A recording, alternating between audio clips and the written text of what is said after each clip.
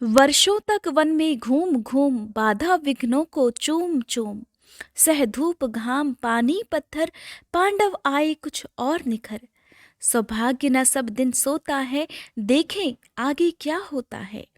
मैत्री की राह बताने को, सबको सुमार्ग पर लाने को, दुर्योधन को समझाने को, भीषण विध्वंस बचाने को, भगवान हस्तिनापुर आए, पांडवों का संदेशा लाए। ओम श्री कृष्णाय नमः। आप सभी का मेरे YouTube चैनल पर हार्दिक स्वागत है। ये पंक्तियां हैं महाकवि रामधारी सिंह दिनकर द्वारा रचित महाकाव्य रश्मिरथी की।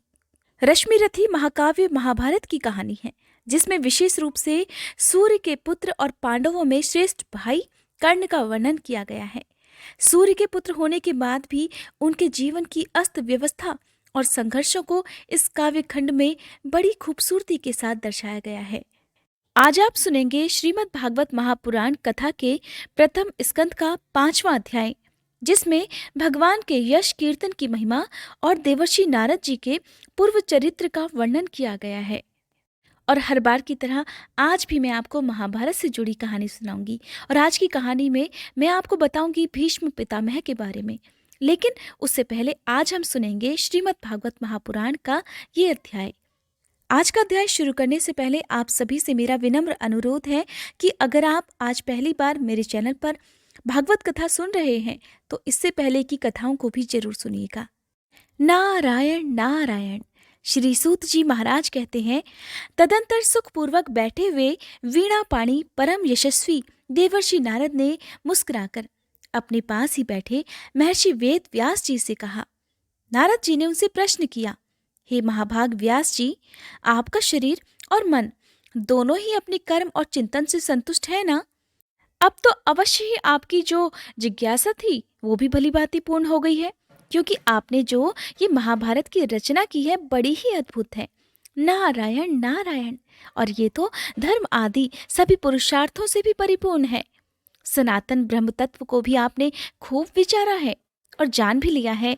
फिर भी प्रभु, आप अकृतार्थ पुरुष के समान अपने विषय में शोक क्यों कर रहे हैं? आप इतने व्याकुल क्यों दिखाई दे रहे हैं? नारद जी की बात सुनकर व्यास जी ने कहा, हे देवर्षि नारद, आपने मेरे विषय में जो कुछ भी कहा वो सब तो ठीक है। वैसा होने पर भी मेरा हृदय संतुष्ट नहीं है। पता नहीं इसका क्या कारण है। आपका ज्ञान तो अगाध है और आप साक्षात ब्रह्मा जी के मानस पुत्र हैं। इसलिए हे देवर्षि, अब मैं आपसे ही इसका कारण पूछता हूँ कि मेरे मन में इतना असंतोष क्यों है। हे नारद जी, आप तो समस्त गोपनीय रहस्यों को भी जानते हैं, क्योंकि आपने उन पुराण पुरुष की उपासना की है जो प्रकृति और पुरुष दोनों के स्वामी हैं और असंग रहते हुए भी अपने संकल्प मात्र से गुणों के द्वारा संसार की सृष्टि स्थिति और प्रलय करते रहते हैं।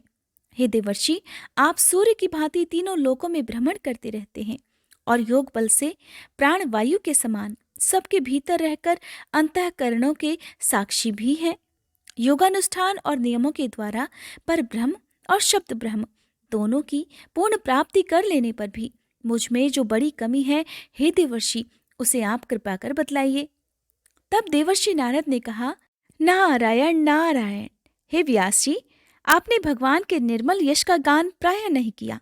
मेरी ऐसी मान्यता है कि जिससे भगवान संतुष्ट नहीं होते वो शास्त्र या ज्ञान अधूरा है। आपने धर्म आदि पुरुषार्थों का जैसा निरूपण किया है, भगवान श्री कृष्ण की महिमा का वैसा निरूपण नहीं किया। जिस वाणी से, चाहे वो रस भाव अलंकृत आदि से युक्त ही क्यों ना हो, जगत को पवित्र करने वाले भगवान श्री कृष्ण के यश का कभी गान नहीं होता। वो तो कौवों के लिए उच्छिष्ट अथवा अवशिष्ट फेंकने के स्थान के समान अपवित्र मानी जाती है। मानसरोवर के कमनीय कमल वन में विहरने वाले हंसों की भांति ब्रह्मधाम में विहार करने वाले भगवत चरणी विंदाश्रित परमहंस भक्त कभी उसमें रमण नहीं करते।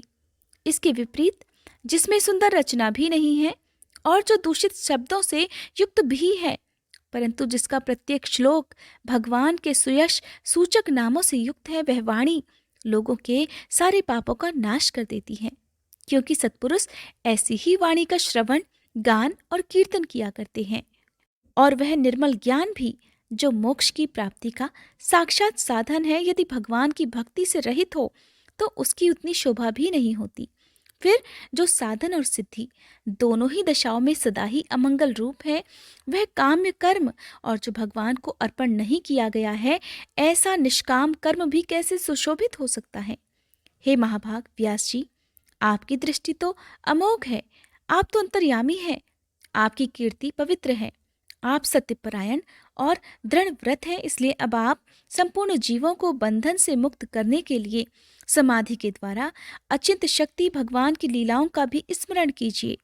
जो मनुष्य भगवान की लीला के अलावा और कुछ कहने की इच्छा रखता हो, वह उस इच्छा से ही निर्मित अनेक नाम और रूपों के चक्कर में पड़ जाता है और फिर उसकी बुद्धि भेदभाव से भर जाती है। ठीक वैसे ही जैसे हवा के तेज झोंकों से डगमगाती हुई नाव को कहीं भी ठहरने का ठिकाना नहीं मिलता, वैसे ही उसकी चंचल बुद्धि कहीं भी स्थिर नहीं हो पाती। संसारी लोग स्वभाव से ही विषयों में तो फंसे हुए हैं। धर्म के नाम पर आपने उन्हें निंदित यानी कि पशु हिंसा युक्त सकाम कर्म करने की भी आज्ञा दे रखी है। ये तो बहुत ही उल्टी बात हुई, क्योंकि मूर्ख लोग आपके वचनों से पूर्वोक्त निंदित कर्म को ही धर्म मानकर कि यही तो मुख्य धर्म है, ऐसा निश्चय कर उसका निषेध करने वाले वचनों को ठीक नहीं मानते। भगवान तो अनंत हैं, कोई भी विचारवान ज्ञानी पुरुष ही संसार की ओर से निवृत्त होकर उनके स्वरूप भूत परमानंद का अनुभव कर सकता है। इसलिए जो लोग पारमार्थिक बुद्धि से रहित हैं और गुणों के द्वारा नचाए जा रहे हैं, उनके कल्याण के लिए ही तो आप भगवान की लीलाओं का सर्वसाधारण के हित की दृष्टि से वर्णन कीजिए। जो मनुष्य अपने धर्म का परित्याग करके भगवान के चरण कमलों का भजन सेवन करता है, और जब ये भजन परिपक्व हो जाता है, फिर तो बात ही क्या है। यदि इससे पहले ही उसका भजन छूट जाए तो क्या कहीं भी उसका कोई अमंगल हो सकता है। परंतु जो भगवान का भजन नहीं करते और केवल अपने धर्म का ही पालन करते हैं, केवल अपने आप में ही व्यस्त रहते हैं, उन्हें भला कौन सा लाभ मिलता है। इसलिए बुद्धिमान मनुष्य को चाहिए कि वो उसी वस्तु की प्राप्ति के लिए प्रयास करे जो तिनके से लेकर ब्रह्म पर्यंत समस्त ऊंची नीची योनियों में कर्मों के फलस्वरूप आने जाने पर भी स्वयं प्राप्त नहीं होती। जिनसे जगत की उत्पत्ति, स्थिति और प्रलय होते हैं, वे भगवान ही इस विश्व के रूप में भी हैं, और ऐसा होने पर भी वे इससे विलक्षण हैं।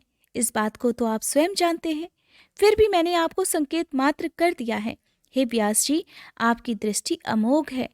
आप इस बात को जानिए कि आप पुरुषोत्तम भगवान के कला अवतार हैं। आपने अजन्मा होकर भी जगत के कल्याण के लिए जन्म ग्रहण किया है। इसलिए आप विशेष रूप से भगवान की लीलाओं का कीर्तन कीजिए।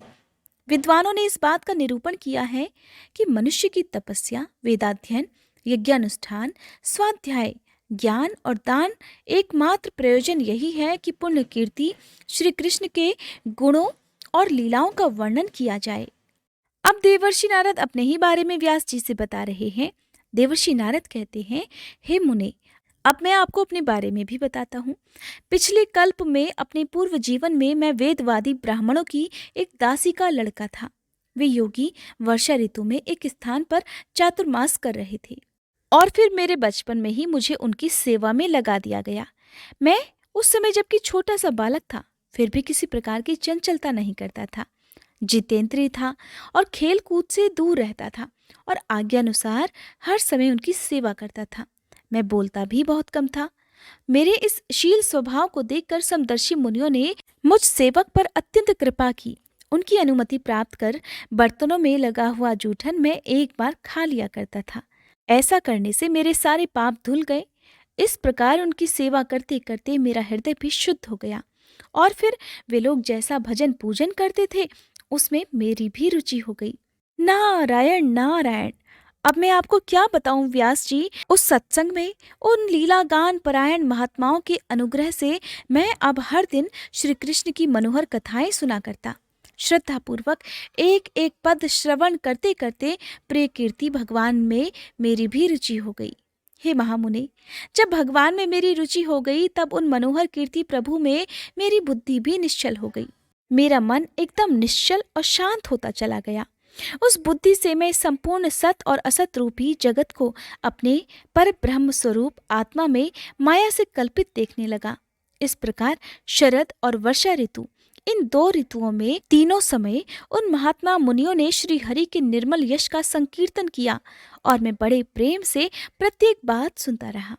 अब मन के रजोगुण और तमोगुण का नाश करने वाली भक्ति का मेरे हृदय में प्रादुर्भाव हो गया। मैं उनका बड़ा ही अनुरागी और विनयी था। उन लोगों की सेवा से मेरे सारे पाप जो नष्ट हो चुके थे, अब मेरे हृदय में श्रद्धा भर गई थी। मेरी इंद्रियां मेरे वश में हो गई थी। शरीर, वाणी और मन से अब मैं उनका आज्ञाकारी हो गया था। मेरे सेवा भाव से प्रसन्न होकर उन दीन वत्सल महात्माओं ने जाते समय कृपा करके मुझे उस गुह्यतम ज्ञान का उपदेश दिया, जिसका उपदेश स्वयं भगवान ने अपने श्री मुख से दिया है।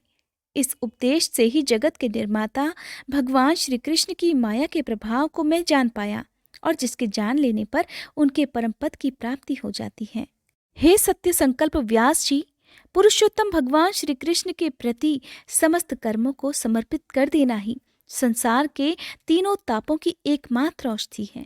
ये बात मैंने आपको बतला दी है। प्राणियों को जिस पदार्थ के सेवन से रोग हो जाता है, वही पदार्थ चिकित्सा विधि के अनुसार प्रयोग करने पर क्या उस रोग को दूर नहीं करता? इस प्रकार यद्यपि सभी कर्म मनुष्यों को जन्म मृत्यु रूप संसार के चक्र में डालने वाले हैं, फिर भी जब वे भगवान को समर्पित कर दिए जाते हैं, तब उनका कर्मपना ही नष्ट हो जाता है। इस लोक में जो शास्त्र विहित कर्म भगवान की प्रसन्नता के लिए किए जाते हैं, उन्हीं से पराभक्ति युक्त ज्ञान की प्राप्ति होती है।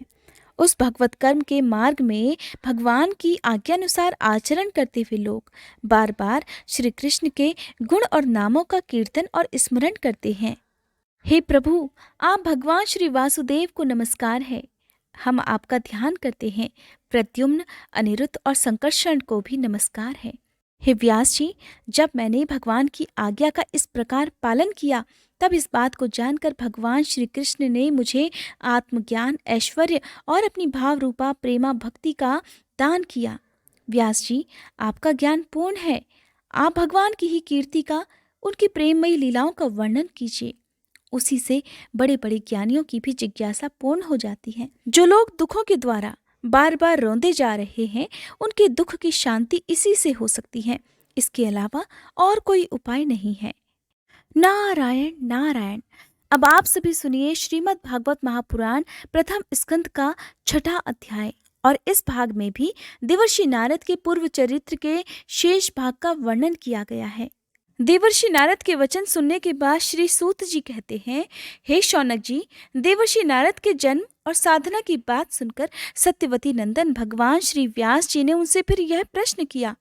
श्री व्यास जी ने उनसे पूछा, हे नारद जी, जब आपको ज्ञानोपदेश करने वाले महात्मागण चले गए, तब आपने क्या किया?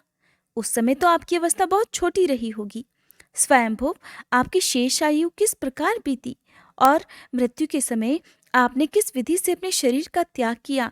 हे देवर्षि, काल तो सभी वस्तुओं को नष्ट कर देता है।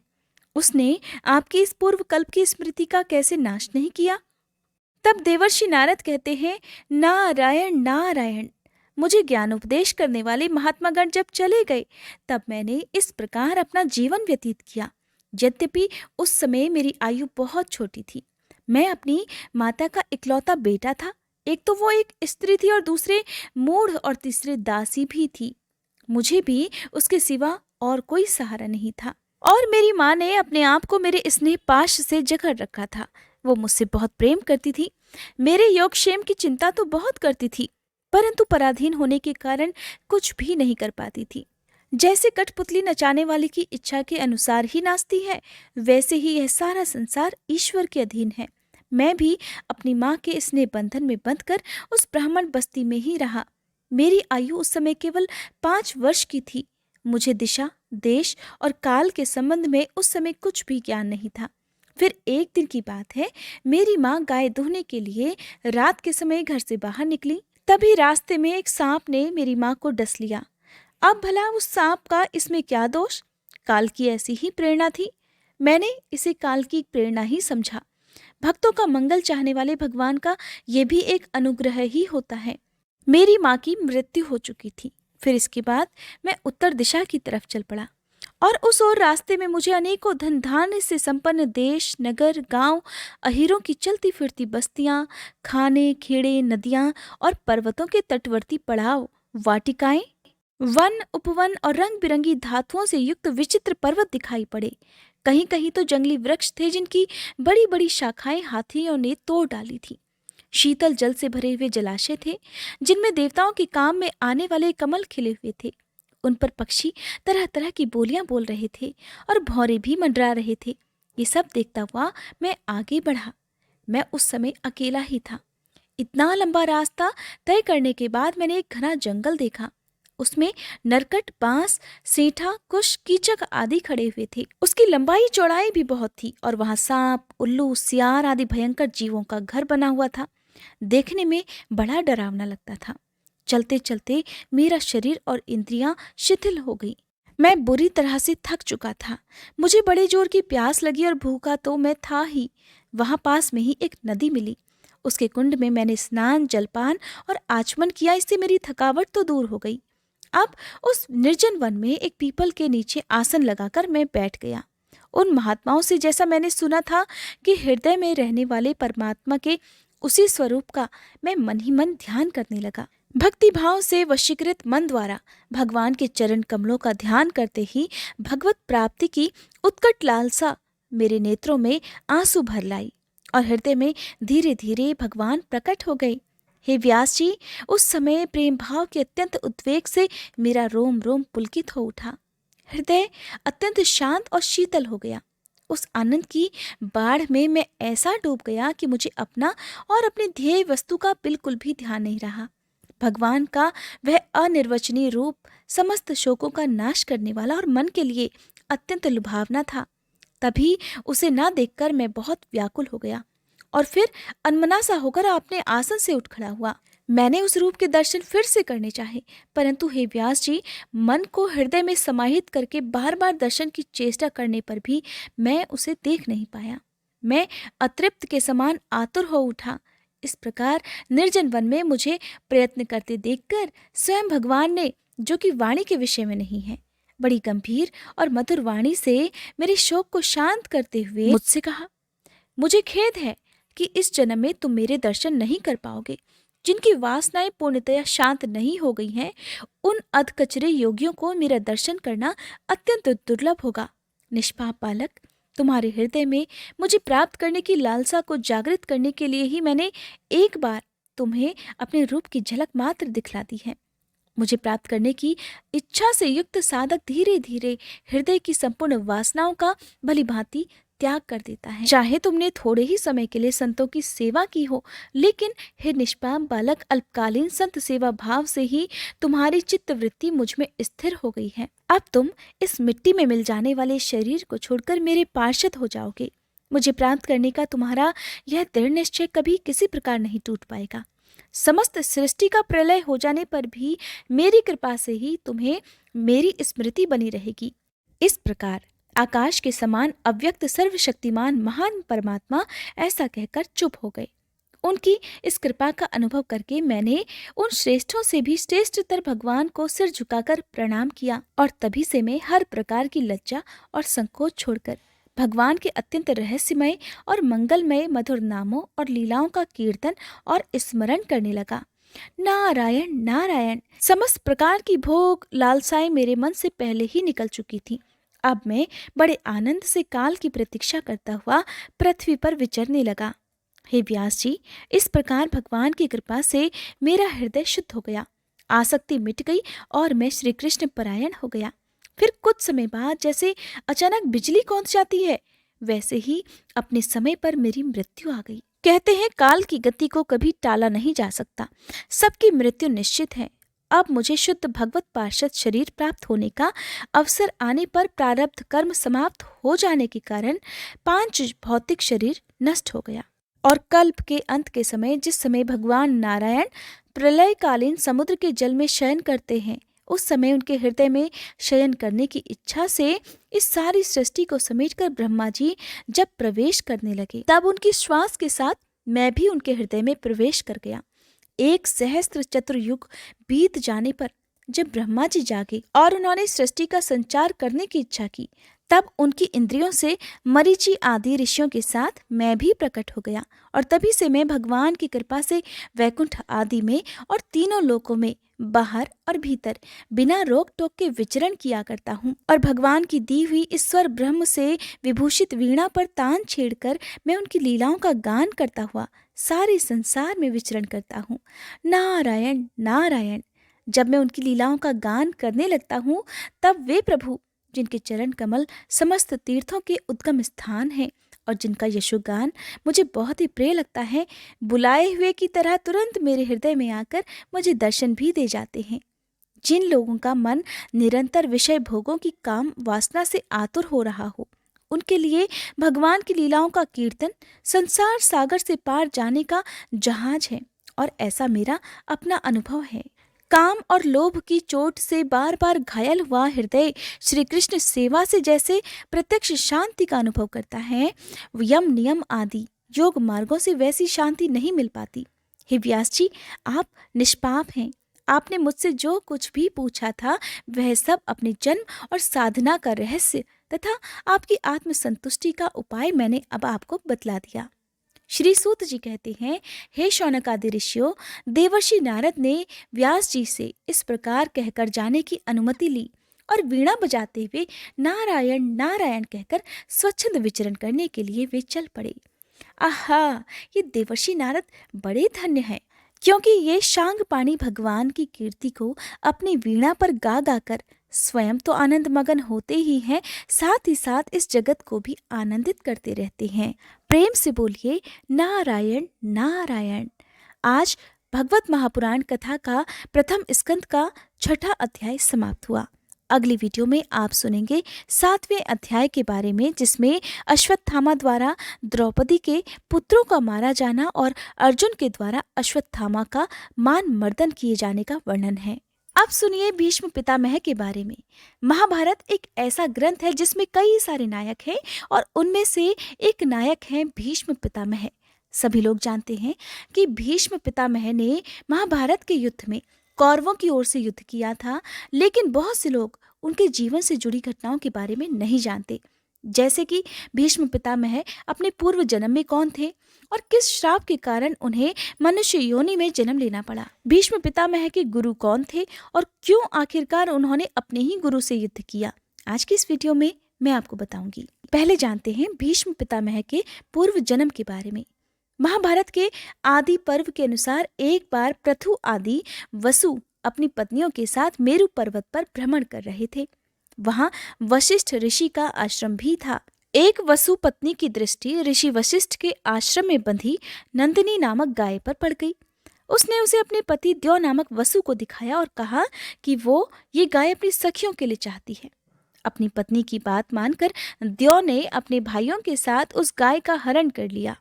जब महर्षि वशिष्ठ अपने आश्रम में आए तो उन्होंने दिव्य दृष्टि से सारी बातें जान ली, और जब उन्हें पता चला कि वसुओं ने उनकी गाय का अपहरण कर लिया है, तब वसुओं के इस कार्य से क्रोधित होकर ऋषि ने उन्हें मनुष्य योनि में जन्म लेने का श्राप दे डाला। और फिर सभी वसु ऋषि वशिष्ठ से क्षमा मांगने आए।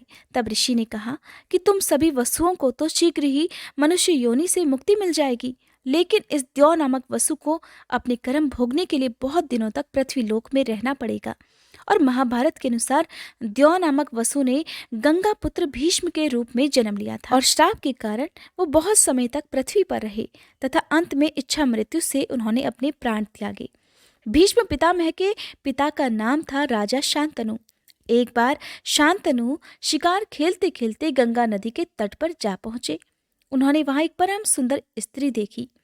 उसके रूप को देखकर राजा शांतनु उस पर मोहित हो गए।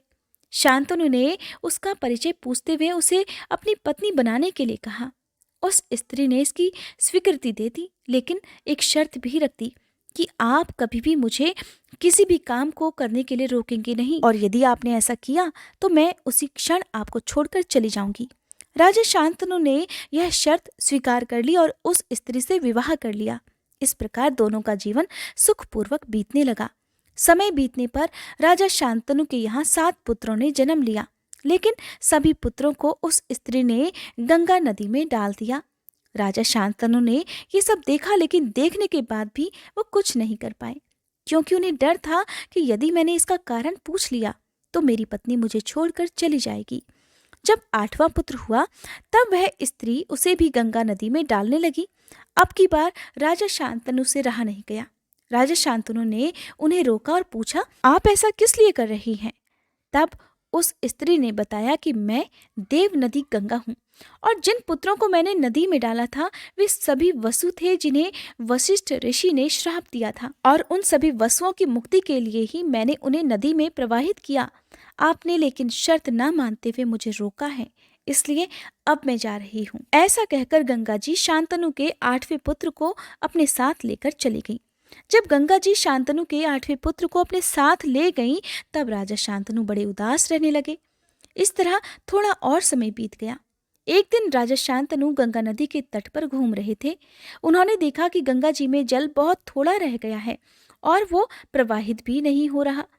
अब इस रहस्य का पता लगाने के लिए जब राजा शांतनु आगे गए तो उन्होंने देखा कि एक सुंदर और दिव्य युवक अस्त्रों का अभ्यास कर रहा है, और उसने अपने बाणों के प्रभाव से गंगा जी की धारा रोक डाली है। ये दृश्य देखकर राजा शांतनु को बड़ा आश्चर्य हुआ। तभी वहां पर शांतनु की पत्नी गंगा जी प्रकट हुई और उन्होंने बताया कि यह युवक आपका ही 8वां पुत्र है और इसका नाम है देवव्रत। इसने वशिष्ठ ऋषि से वेदों का अध्ययन किया है और परशुराम जी से इसने समस्त प्रकार के अस्त्र शस्त्रों को चलाने की कला भी सीखी है। यह श्रेष्ठ धनुर्धर है तथा इंद्र के समान ही इसका तेज भी है। इस प्रकार देवव्रत का परिचय देकर गंगा जी उस बालक को शांतनु को सौंप कर वहां से चली गई। शांतनु देवव्रत को लेकर अपनी राजधानी में आए और शीघ्र ही उसे युवराज बना दिया। गंगा पुत्र देवव्रत ने अपनी व्यवहार कुशलता के कारण शीघ्र ही प्रजा को भी अपना हितैषी बना लिया। अब आप सभी सोच रहे होंगे कि जब भीष्म पितामह का नाम देवव्रत था तो उनका नाम भीष्म पितामह कैसे पड़ गया। इसके पीछे भी एक छोटी सी कथा है, कृपया इसे भी जरूर सुनिएगा। अब एक दिन की बात है, राजा शांतनु यमुना नदी के तट पर घूम रहे थे। तभी वहां उन्हें एक सुंदर युवती दिखाई दी। परिचय पूछने पर उसने स्वयं को निषाद कन्या सत्यवती बताया। उसके रूप को देखकर शांतनु उस पर मोहित हो गए तथा उसके पिता के पास जाकर विवाह का प्रस्ताव रखा। तब उस युवती के पिता ने एक शर्त रख दी, यदि मेरी कन्या से उत्पन्न संतान ही आपके राज्य की उत्तराधिकारी हो तो मैं इसका विवाह आपके साथ करने के लिए बिल्कुल तैयार हूँ। यह सुनकर राजा शांतनु ने निषाद राज को इनकार कर दिया, क्योंकि वे तो पहले से ही देवव्रत को युवराज बना चुके थे। अब इस घटना के बाद राजा शांतनु एकदम चुप से रहने लगे। देवव्रत ने जब अपने पिता से इसका कारण जानना चाहा तो राजा शांतनु ने उन्हें कुछ नहीं बताया। तब देवव्रत ने शांतनु के मंत्री से पूरी बात जान ली और स्वयं निषाद राज के पास जाकर अपने पिता शांतनु के लिए उस युवती की मांग की। निषाद राज ने देवव्रत के सामने भी वही शर्त रख दी। तब देवव्रत ने प्रतिज्ञा लेकर कहा कि आपकी पुत्री के गर्भ से उत्पन्न महाराज शांतनु की संतान ही राज्य की उत्तराधिकारी होगी। तब निषाद राज ने कहा कि यदि तुम्हारी संतान ने मेरी पुत्री की संतान को मारकर राज्य प्राप्त कर लिया तब क्या होगा।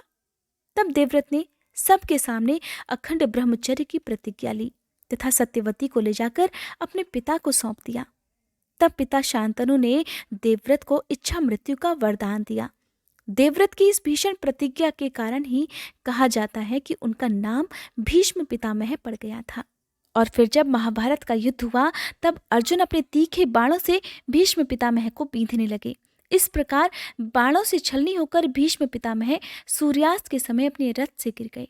उस समय उनका मस्तक पूर्व दिशा की ओर था। उन्होंने देखा कि इस समय सूर्य अभी दक्षिणायन में है, अभी मृत्यु का उचित समय नहीं है, इसीलिए उन्होंने उस समय अपने प्राणों का त्याग नहीं किया। कहा जाता है कि जब सूर्य दक्षिणायन में होते हैं तब उस समय अगर किसी की मृत्यु हुई हो तो उन्हें मोक्ष नहीं मिलता, बार बार जन्म मरण के बंधन में बंधना होता है। यही कारण है कि जब सूर्य उत्तरायण में होते हैं तब उस समय हुई मृत्यु को कहा जाता है कि ऐसी मृत्यु मोक्षदायी होती है। कहते हैं महाभारत युद्ध की समाप्ति के बाद भगवान कृष्ण से युधिष्ठिर से कहा कि इस समय पितामह भीष्म बाणों की शैया पर हैं, आप उनके पास चलकर उनके चरणों को प्रणाम कीजिए और आपके मन में जितने भी संदेह हो उनके बारे में पूछ लीजिए। और कहा जाता है इस प्रकार बाणों की शैया पर लेटे लेटे ही भीष्म पितामह ने धर्मराज युधिष्ठिर को भी ज्ञान दिया था। उन्हें बताया था कि न्यायपूर्वक शासन किस तरह से करो। कहा जाता है जब सूर्यदेव उत्तरायण हो गए तब युधिष्ठिर सहित सभी लोग भीष्म पितामह के पास पहुंचे। उन्हें देखकर भीष्म पितामह ने कहा, इन तीखे बाणों पर शयन करते हुए मुझे 58 दिन हो गए हैं। तब भीष्म पितामह ने श्री कृष्ण को संबोधित करते हुए कहा कि मैं अब अपने प्राणों का त्याग करना चाहता हूँ। और ऐसा इसलिए संभव हो पाया क्योंकि भीष्म पितामह को अपने ही पिता से इच्छा मृत्यु का वरदान मिला था। इस कारण वे मृत्युशैया पर पड़े हुए भी अपने प्राण तब तक नहीं त्याग पाए जब तक कि उनकी स्वयं की इच्छा नहीं हुई। ऐसा कहने के बाद भीष्म पितामह कुछ देर तक तो चुपचाप रहे। इसके बाद वे अपने मन सहित प्राणवायु को क्रमशः भिन्न भिन्न धारणाओं में स्थापित करने लगे। भीष्म पितामह का प्राण उनके जिस अंग को त्याग कर ऊपर उठता था उस अंग के बाण अपने आप निकल जाते थे और उनका घाव भी बढ़ जाता था। भीष्म पितामह ने अपने देह के सभी द्वारों को बंद करके प्राण को सब ओर से रोक लिया, इसलिए वह उनका मस्तक फोड़कर आकाश में चला गया। इस प्रकार महात्मा भीष्म के प्राण आकाश में विलीन हो गए। हालांकि महाभारत के बहुत सारे नायक ऐसे हैं जिनके बारे में जानना सभी के लिए जरूरी है, क्योंकि आज के समय में बहुत ही कम लोग ऐसे हैं जो कि अपने धर्म अपने ग्रंथों से जुड़े रहना चाहते हैं, या कह लीजिए कि समय नहीं है, या फिर आप कह लीजिए कि आधुनिकता की आड़ में लोग अपने धर्म और संस्कृति को भूलते जा रहे हैं। बहुत से लोगों को तो अपने वेदों के नाम भी नहीं पता होंगे। भीष्म पितामह के बारे में बहुत सारी ऐसी कहानियां और भी हैं महाभारत में जो कि जानना बहुत जरूरी है। अगर आप इन कहानियों को अलग से सुनना चाहते हैं तो मुझे ज़रूर बताइएगा, ताकि मैं अपने दूसरे चैनल पर महाभारत के सभी नायकों की विस्तार पूर्वक कहानियां आप सभी को सुना सकूं।